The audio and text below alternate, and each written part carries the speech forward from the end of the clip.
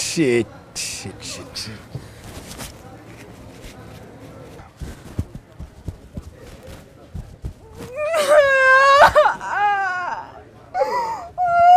আরে কি দোষ করলেন আপনি আর কান্না করছেন আবার আপনি? কান্না থামান, লোকজন আছে তো কি বলবে?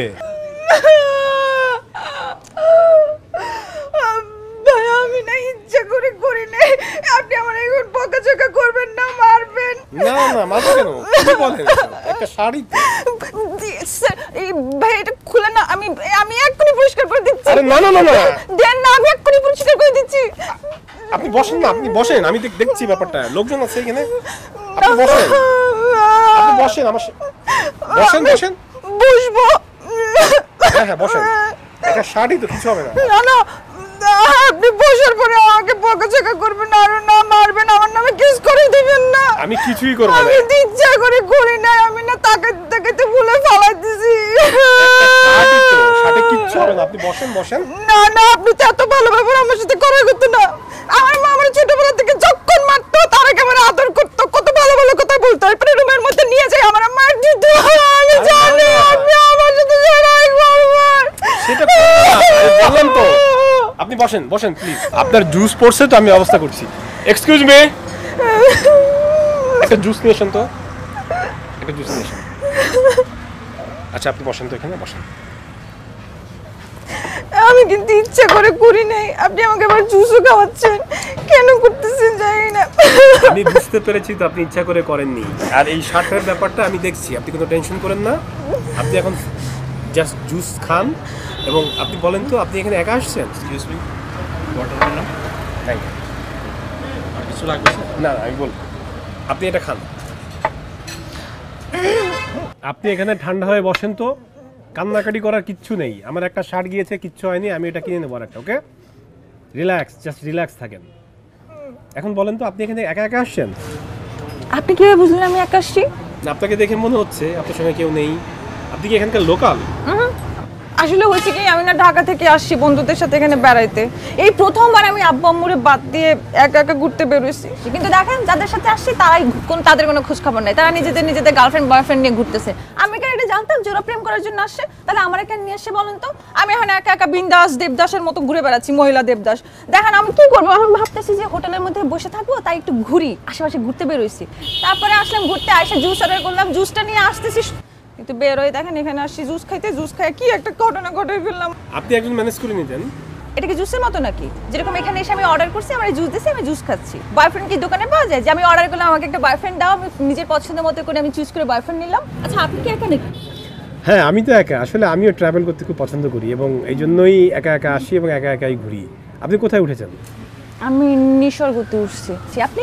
নিসর্গতে উঠেছেন, আচ্ছা। আমি এই যে ডিভাইনে উঠেছি। ও, এটা কি এখান থেকে অনেক দূর? না না, আপনার চিন্তা হবে না। আমি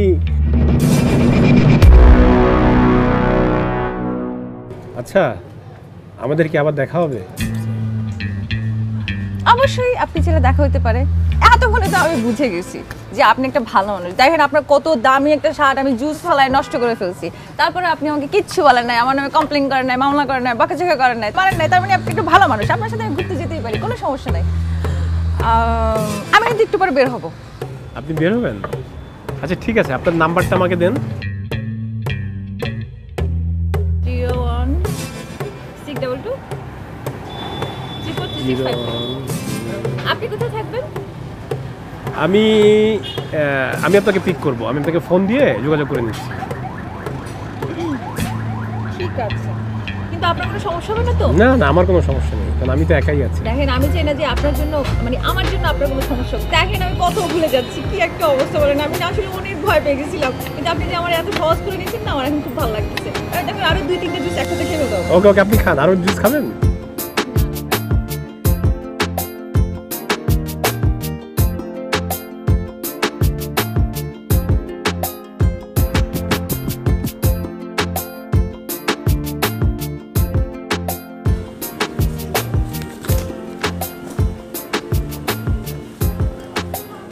হাতি, এক মাসে 1,500 প্যাকেট শ্যাম্পু মানে কি? স্যার ব্যাচেলারের পরিমাণ এই মাসে বেশি ছিল স্যার। তো ব্যাচেলার শোনো, এরপর থেকে ব্যাচেলার আসলে বলো রুম খালি নাই। কি বলছি বুঝতে পারছো? যাও, রুম নাম্বার 7-এর কি অবস্থা খোঁজ খবর নিয়ে আসো। সবসময় পাশে পাশে থাকবা। স্যার রুম নাম্বার 7 সম্বন্ধে একটু কথা বলতে চাচ্ছিলাম স্যার। না, প্লিজ স্যার একটু। দেখো, আমি জানি আমি না বললে তুমি এটা বলবা। এই না বলাটাই হচ্ছে আমার অপরাধ, তাই না? বলো কি বলবা। স্যার আপনার কি মনে হচ্ছে না যে আমান স্যারের বিহেভিয়ার একটু প্রবলেম আছে? কই না তো, আমি তো কিছু দেখতেছি না। শোনো, এই আমার চোখটা হচ্ছে একটা সিসি ক্যামেরা। আমার সিসি ক্যামেরা দেখা লাগে না। কে কোথায় যাচ্ছে, কার রুমে কে যাচ্ছে, সবই কিন্তু আমি জানি। সবই আমার চোখে ধরা পড়ে। তা আলাদা করে আমার সিসি ক্যামেরা দেখতে হয় না। এই যে স্যার ডেইলি রাতে মেয়েরা হাসতে হাসতে আসে, কান্না করতে করতে চলে যায়, হাতে রক্ত। ওইটা তো একটা বন্ডেজের বিষয়, বুঝতে হবে তোমারে। বন্ডেজের বিষয়টা বুঝলাম না স্যার। তুমি মনে হয় সেক্স ফ্রাস্ট্রেশনের মধ্যে আছো, তাই না? এদিক ওদিক মনে হয় যাও না। সেক্সটা কি স্যার? আতিক, তুমি সেক্স বুঝো না। তোমার বয়স কত হয়েছে তুমি এগুলো বুঝো না? মানে এগুলো তোমার আবার বুঝাইতে হবে? আমি এই চাকরি নিছি, তোমরা কখন বুঝাবো আমি?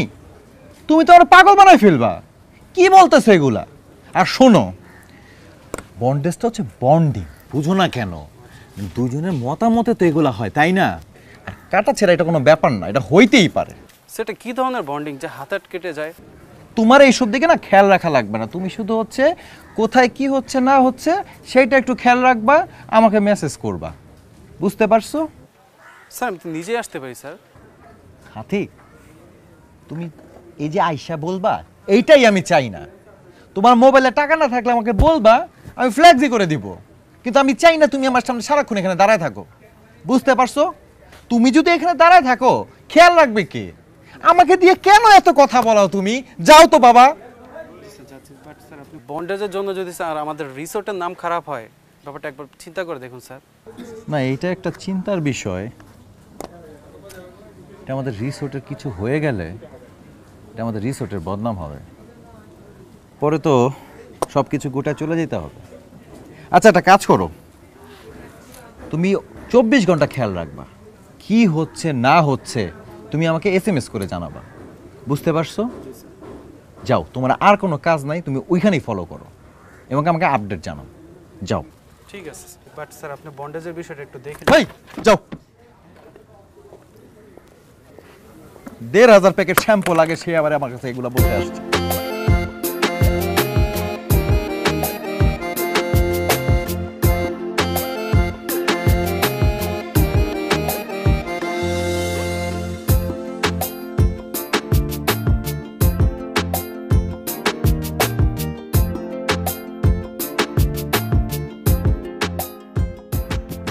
Sorry, extremely sorry. আসলে আমার জন্য না আপনার অনেকক্ষণ দাঁড়িয়ে থাকতে হলো। Extremely sorry.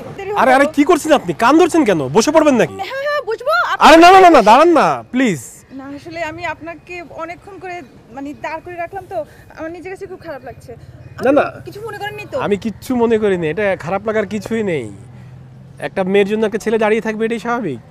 এই যে একটা ভুল কথা বলে ফেললেন কেন? পৃথিবীর এইটাই কেন নিয়ম যে একটা ছেলে শুধুমাত্র একটা মেয়ের জন্য দাঁড়ায় থাকবে? এই জিনিসটা কি কখনো হয় বলেন? আপনি চিন্তা করেন, ভিজুয়ালি চিন্তা করেন, একটা মেয়ে একটা ছেলের জন্য দাঁড়ায় আছে, অনেকক্ষণ ধরে ঘন্টার পর ঘন্টা ওয়েট করতেছে যে কখন আসবে কখন আসবে।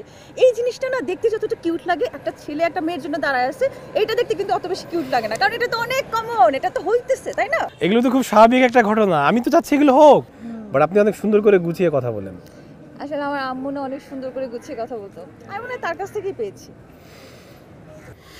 আচ্ছা, আমরা কি এখানে দাঁড়িয়ে থাকবো না যাবো কোথাও? হ্যাঁ যাবো, বলুন কোথায় নিয়ে যাবেন আমাকে বলেন। আপনি কোথায় যেতে চান বলেন? আমার তো খুব ইচ্ছে হচ্ছে আমি এখন বিচের পাড়ে যাই, বিচের পাড়ে যাই খালি পায়ে অনেক দূর পর্যন্ত হাঁটি, আর রাতের বেলা একদম ফুল মন তারা, আকাশ ভরা তারা থাকবে, আর নিচে হচ্ছে সাগরের পানি, আর আমি শুধু এরকম করে দাঁড়ায় থাকবো। আচ্ছা আচ্ছা ও সরি। ঠিক আছে, মানে আপনি এখন সমুদ্রে গিয়ে দাঁড়িয়ে থাকবেন কি সারা রাত নাকি কিছু না জন্য? আমার তো বিচে সারা রাত থাকতে ভালো লাগে, আই লাভ নাইট বিচ। তাহলে তো আপনার ইচ্ছা পূরণ করতে হয়। আপনি কি আলাদিনের চারাকে যুক্ত যে আমার সব ইচ্ছা আপনি পূরণ করবেন? আমি আলাদিনের চারাকে ধরতে না, আমি তোমার জীবনে